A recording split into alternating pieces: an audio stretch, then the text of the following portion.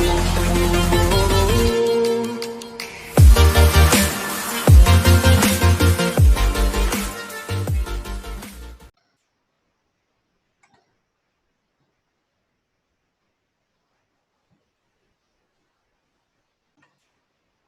so today the topic which we will be taking is combination of cells. मतलब we had studied in 10th class the combination of two or more cells is called a battery. तो ये battery का symbol भी हमको बता दिया गया था, ये पॉजिटिव ये था नेगेटिव टर्मिनल। इसी तरह से जब हम बहुत सारे सेल्स को कंबाइन करते हैं और उससे हमको एक रिक्वायर्ड ईएमएफ चाहिए, why do we combine cells? A single cell cannot give us the required amount of EMF required in the circuit. So we use a combination of such cells in a proper manner so that we get closer to the required EMF of the circuit. So for that purpose, we need to know how are the cells combined, what happens, what are the types of combinations possible in cells, and what happens to the effective EMF or equivalent EMF of the cell when we combine them in that manner. Similar to the combination of cells, some combination of, we can say, resistances, the cells are also combined in two manner. Those are series combination and second being parallel combination.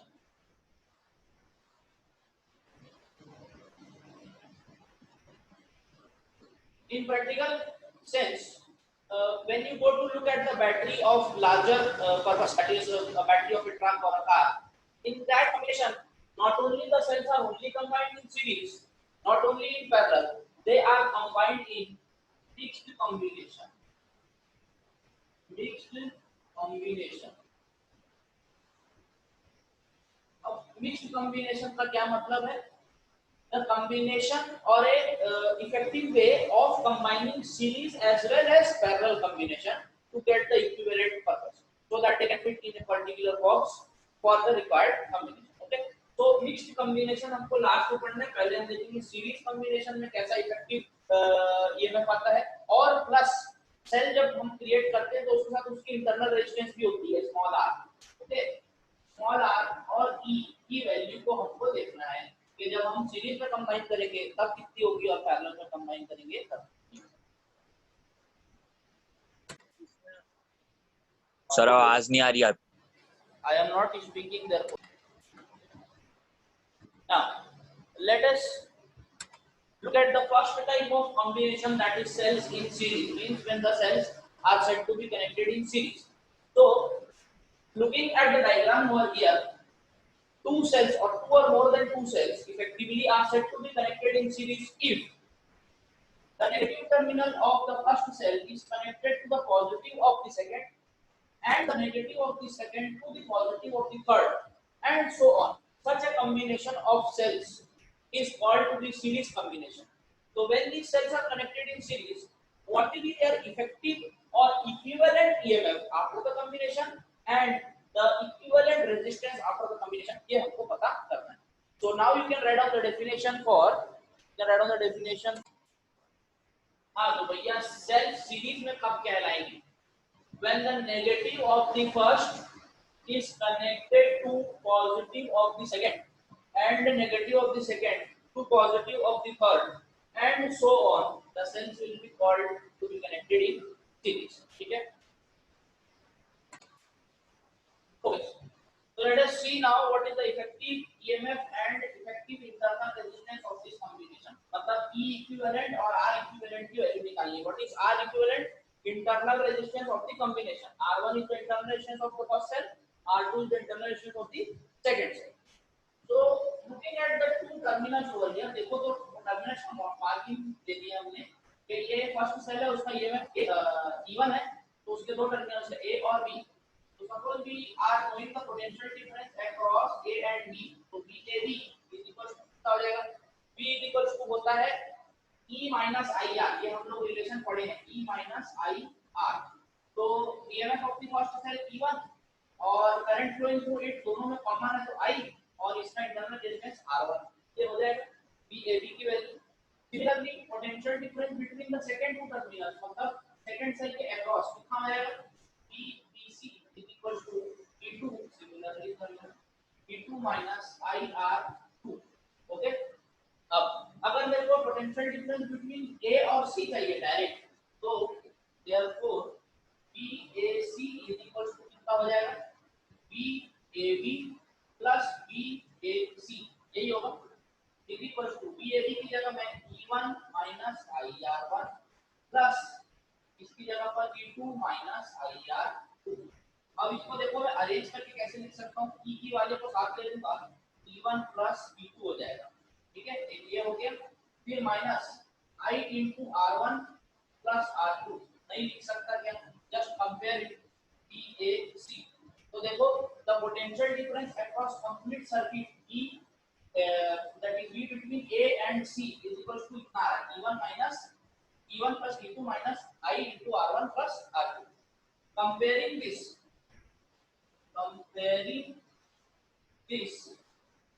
to ये वाला formula B is equal to E minus IR, ठीक है। तो यहाँ पर अगर मैं E को E इक्विवेलेंट बोलता हूँ, ठीक है, और R को R इक्विवेलेंट बोलता हूँ, तो E इक्विवेलेंट की वैल्यू क्या होगी, E1 plus E2, और R इक्विवेलेंट की वैल्यू क्या होगी, R1 plus R2। ये हमारा वैल्यू आ गया E equivalent for the series combination is equal to E1 plus E2, that is equal to summation of all the resistances EMF of the cells in the circuit that is in series, and summation of R, that is internal resistance of all the cells in the circuit। तो मेरे को ये दो चीजें पता होनी चाहिए। Whenever you are connecting the cells in series, then you are getting equivalent EMF equal to sum of all the EMF of the cells and equivalent resistance equal to sum of all the resistance of the circuit। Okay, so next we will be moving with cells in parallel. Over here you can see two cells which are connected in parallel, that is their two ends, means the positive terminal of each cell which are connected in parallel should be connected to a common terminal, and the negative of all the cells should be connected to other common terminal, then only these cells will be said to be connected in parallel। अब क्या हो रहा है, positive इसका यहाँ पर joint हो गया, नेगेटिव इसका यहाँ जॉइंट हो गया, तो उसका जो इक्विवेलेंट रेजिस्टेंस आएगा वो हमको देखना है, what will be the equivalent resistance of these two cells connected in internal resistance of the cells connected in parallel and their corrective EMF also। Okay, so read out the definition for cells in parallel। Here goes the definition for cells in parallel: if the positive of each cell is connected to the common terminal and the negative of each to another common terminal, as you see that in the diagram, then the cells are said to be connected in parallel। Now we derive the expression for the equivalent EMF as well as the equivalent internal resistance of all the cells connected in parallel। Now, as we know that in a parallel combination, the potential across each cell would be the same। तो उस common potential को हम लोग suppose V ले लेते हैं, ठीक है, कॉमन पोटेंशियल जिसके अक्रॉस बढ़ रहा है वो V है, इस टर्मिनल से इस टर्मिनल के बीच में V है। तो करंट यहाँ पर डिवाइड होगा, ठीक है, I1 सपोज ये है और यहाँ पर जा रहा है I2। तो the current in each cell would be the different, so we will find out the values for I1 and I2 and then add to get the total current, same as we do in parallel combination। Okay, तो भैया common potential V is equal to कितना हो जाएगा, VA minus VB करना है, VA minus VB, यही होगा, VA minus VB, that will be equal to V is equal to क्या होता है, E माइनस IR। तो अब EMF किसका लें हम लोग, total EMF E equivalent, okay, E equivalent and total current flowing through it won't be the same, and total current ये हम निकालेंगे I is equal to I1 plus I2 करके, और R भी इक्विवेलेंट होगा, ठीक है। देखिए अब क्योंकि इक्विवेलेंट जो पोटेंशियल डिफरेंस है वो इसके अक्रॉस सेम है, तो किसी भी एक के अक्रॉस में निकाल लो तो भी इक्वल आएगा, that is V is equal to E1 minus I into R1। अगर करूं तो क्या गलत होगा, क्योंकि पोटेंशियल क्या है, सब में सेम है, potential difference across all the cells would be the same। E1 minus I R1 ये लिख सकते हो, E1 is equal to V is equal to, okay. अब यहाँ से I के लिए सॉल्व कर दो, I is equal to कितना हो जाएगा, V minus E1 upon R1 ये लिख सकते हैं हम लोग B minus E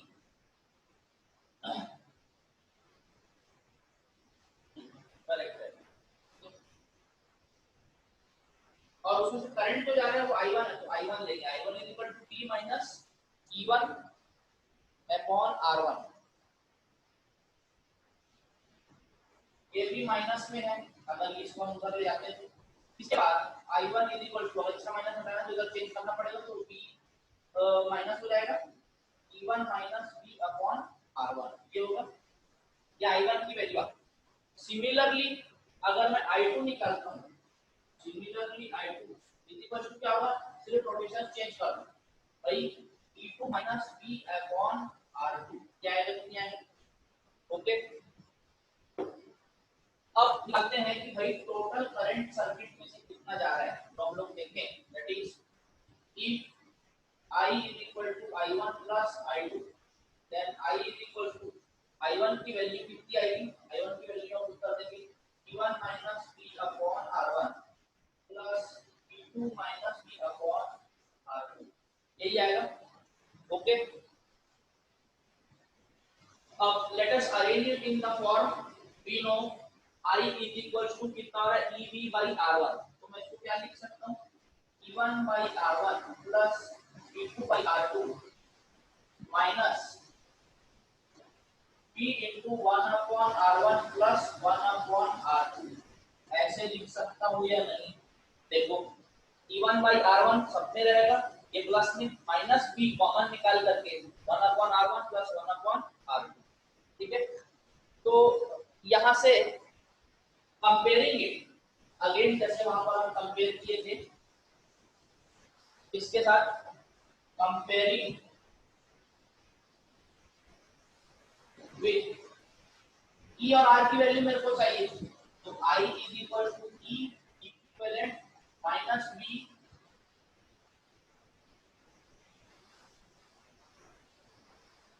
upon R, R equivalent, तो यहाँ से E equivalent upon R equivalent is equal to कितना है E1 by R1 plus E2 by R2 ये आ रहा है। अब इसके साथ में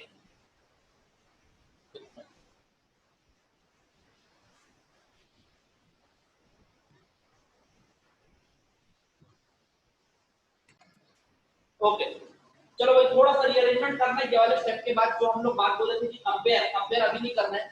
when we arrange it in the form, देखो फॉर्म याद रखो E is equal to E minus IR होता है, ठीक है, IR होता है। इस फॉर्म में जब हम इक्वेशन को ला लेंगे तब हम E के लिए और R का इक्वेट करके वैल्यू निकाल सकते हैं, ठीक है। तो पहले हम उस फॉर्म में लाते हैं इक्वेशन को, उसके बाद कंपेयर करना है। तो उसके लिए क्या करना है, इसको यहीं रख के इसको इधर ला करके आगे बढ़ लेना, तो वो पॉजिटिव हो जाएगा और ये हो जाएगा नेगेटिव, ठीक है।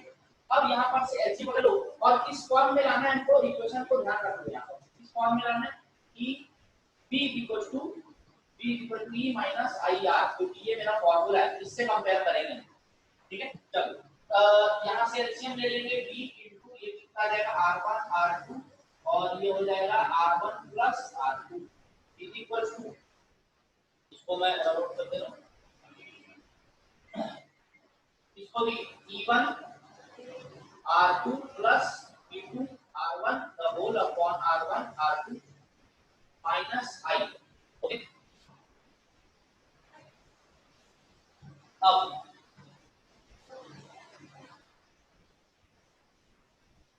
I माइनस R, अब यहाँ से देखो इसको मैं इधर ट्रांसफर करता हूँ तो अपॉन में जाएगा, okay.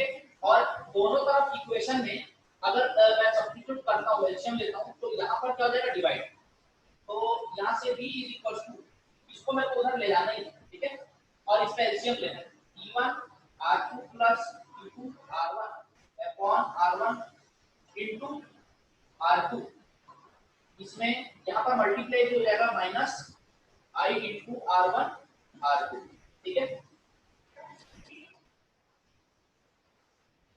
Because of the LCM. अब ये तो मेरा इसके अंदर आ गया, अब मल्टीप्लाई में क्या आ जाएगा R2 R1 R2 by R1 plus R2, ये समझ रहे कैसे आए, इधर आ करके हुआ है, ओके।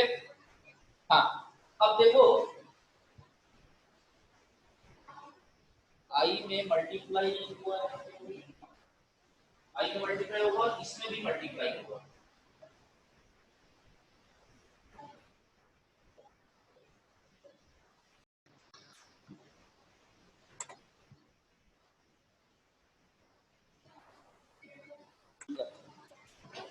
ओके, तो हाँ, हमारा टॉपिक कहाँ पर हम यहाँ पर लिख के थे, we had to arrange it in the form p equal to t minus I to r। now ये जो टर्म है ये इस तरफ जाएगा एलसीएम लेकर के, तो दोनों टर्म में मल्टीप्लाई होगा, मतलब this one and this one, तो दोनों में मल्टीप्लाई करने से ये कट ऑफ हो गया है और यहाँ पर i into r में i into this one is multiplied होगा, तो v equal to कितना जाएगा e1 r2 plus e2 r1 whole upon r1 plus r2 कितना बचा है, ये फॉर्मूला हो गया, फॉर्म हो गया, माइनस i into इसको ऐसे ही दे देना r1 r2 upon r1 plus r2।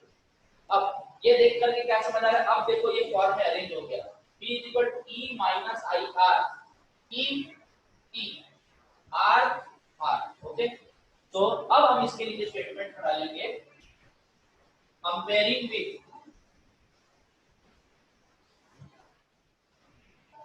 p equal to e equivalent minus i into r equivalent। ठीक है, तो e equivalent की वैल्यू है तो यहां से निकालिए, देखो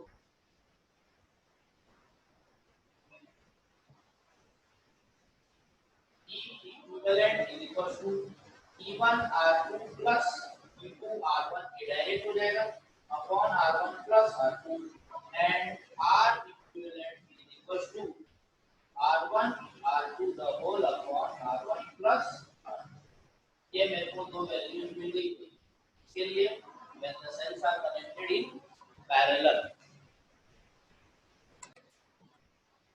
yes, in between when we were comparing directly the values from the equation we had obtained, from that we had equated e equivalent by r equivalent is equal to e1 by r1 plus e2 by r2। this can also be used at times in the when the numerical is asking to just find out the ratio, or if we are having the values of e1 e2 r1 r2, this can also be used, that is the ratio of eq by e equivalent by r equivalent is equal to ratio of individual EMF and in their respective resistance and so on plus करके। तो this is also easy to memorize। क्या बोल रहे हैं, अगर मेरे को parallel combination में ratio of equivalent EMF versus their internal resistance निकालना है, तो सभी के रेशियो को ऐड कर दूं तो भी आंसर आएगा। ये स्टेटमेंट यही बोल रहा है, देखो फर्स्ट वाले का EMF अपॉन उसका रिस्पेक्टिव रेजिस्टेंस, सेकंड वाले का EMF और अपन उसका रिस्पेक्टिव एंड सो ऑन करूंगा तो मेरे को ये रेशियो भी मिल जाएगा। नीड नॉट फाइंड दिस, ठीक है, but this is the final expression for the equivalent EMF, ठीक है, and this is the final expression for equivalent resistance. तो देखो ये इक्विवेलेंट रेजिस्टेंस जो है पैरेलल कॉम्बिनेशन में जो रेजिस्टेंस खाता था वैसा ही आ रहा है इंटरनल रेजिस्टेंस के लिए भी, that is 1/r is equal to 1/r1 plus 1/r2। Okay, now next type of combination possible is mixed combination। now mixed combination as the name states is the combination of series and parallel combination of cells। तो mixed combination कैसा है, suppose मेरे पास एक series combination of cell है जिसमें n cells connected है series combination में, और ऐसे ही m number of series combination of cells की मेरे पास m रोज है, ठीक है, m rows of n cells connected in series मेरे पास है और सबको मैंने पैरेलल में जोड़ दिया। तो this is what a typical type of mixed combination of cells would look like. अब मुझे नहीं पता कि कितने n सेल्स सीरीज में है और कितने m रोज दिए मैंने, but if you have to have a mixed combination तो यू नीड टू रिमेंबर के number of cells in each row should be equal. हम ज्यादा कर सकते हैं but why to do so, अगर देखो ये मैं इंडिविजुअल सेल्स की पता है और उसको मैं सीरीज में कनेक्ट करता हूं तो मैं सपोज 2 2 3 3 4 4 के EMF के n सेल्स को कनेक्ट कर देता हूं और उसके बाद उसके m रोज कनेक्ट करता हूं, तो it would be easier for our calculation. तो n cells connected in series and similar sort of m rows connected in parallel, this is what a series combination mixed combination of cells look like। okay, तो अब हम यहां से हमारा derivation चालू करेंगे, ठीक है, करंट जो कि सर्किट में बह रहा है वो I हो जाएगा। ओके, नाउ तो लिखना total number of cells, total number of cells is equal multiplied by m number of rows, तो इक्वल टू क्या होगा n into m, ये हो जाएगा total number of cells is equal to कितना हो जाएगा m into n। अब going to the total EMF of a single row, ठीक है, तो total EMF of a row मतलब ये ऐसा रो इज इक्वल टू कितना हो जाएगा, अगर इंडिविजुअल सेल्स का ईएमएफ ई है और n नंबर ऑफ सेल्स हैं तो individual EMF E multiplied by n number of cells, ये हो जाएगा, ठीक है। Total EMF of a row, और वो कैसा है, इन सीरीज है, इसीलिए इन सीरीज लिखते हैं, total EMF of a row in series, ठीक है। Next, total internal resistance in, ये भी सीरीज में है देखो, इक्वल टू क्या होगा n into r, ये होगा कि नहीं होगा r1 plus r2 plus r3, यही था इक्विवेलेंट रेजिस्टेंस इन सीरीज का, या हम लोग इसके पहले निकाले थे सीरीज में, तो क्या था r1 plus r2 plus r3, तो सभी का अगर इंडिविजुअल रेजिस्टेंस r की है इंटरनल रेजिस्टेंस तो n into r करके निकाल सकते हैं, ठीक है। अब इसके बाद ऐसे ही इंडिविजुअल रोज को हमने कैसे कनेक्ट किया है, पैरेलल में कनेक्ट किया, उसकी जो स्टेटमेंट आएगा m such rows are connected in parallel,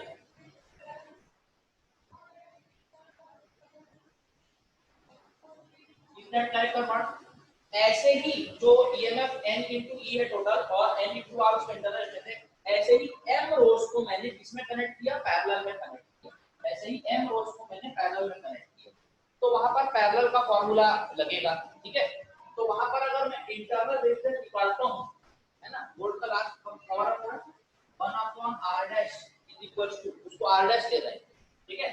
तो पैरेलल में क्या होता था, सपोज एक रो का टोटल रेजिस्टेंस कितना है n into r, तो कितना हो जाएगा 1 upon nr plus 1 upon nr plus etcetera up to 1 upon nr, जितना भी होगा उतने तक के लिए, ठीक है।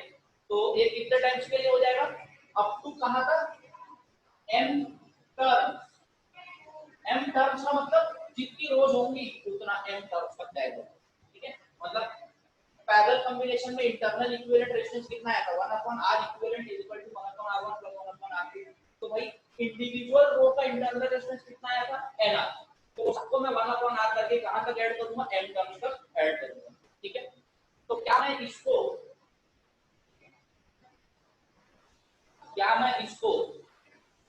m अपॉन nr ऐसे नहीं लिख सकता हूं, मतलब ये सभी को जब मैं ऐड करूं कितने टाइम्स m है, तो m into 1 अपॉन nr को क्या m अपॉन nr लिख सकता हूं, ठीक है। ये चीज समझ आ गया। नेक्स्ट आगे बढ़ेंगे, total resistance of the circuit.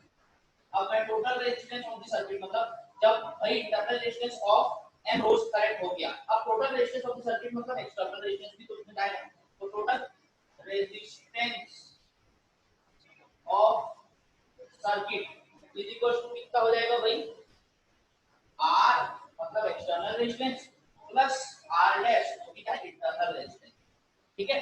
तो अब यहां से मेरे को R डैश पुट करना है, मेरे पास 1 अपॉन R डैश की वैल्यू थी m अपॉन nr, ठीक है। तो इज इक्वल टू कितना हो जाएगा R plus nr upon m, इस तरह से रेसिप्रोकल ये टोटल रेजिस्टेंस आ गया, ठीक है। अब मेरे को कंपेयर करना है I equal to V by R से, ठीक है। I equal to also Ohm's law से V इक्वल टू IR होता है, I equal to V by R होता है। अब टोटल इसी का क्या लिखूंगा मैं, total EMF upon total resistance, यही होगा। टोटल EMF जो है, टोटल EMF कितना निकाले थे हम, n नंबर ऑफ सेल्स है इसके अंदर, तो n into E निकाले थे हम लोग, याद करो अभी जस्ट स्टार्टिंग में लिखे, और टोटल रेजिस्टेंस कितना है ये देखो आगे R plus nr upon m, ठीक है, अपॉन m। अब ये बटन ऊपर आउट करेंगे, ठीक है। वहां से सर हाँ yes, so arranging this over here, LCM लेके final formula I is equal to इसका LCM m आएगा और इधर में मल्टीप्लाई हो जाएगा और ऊपर चला जाएगा, तो m e by m r plus n r the whole upon m जो ऊपर जाएगा is equal to m n e upon m r plus n r.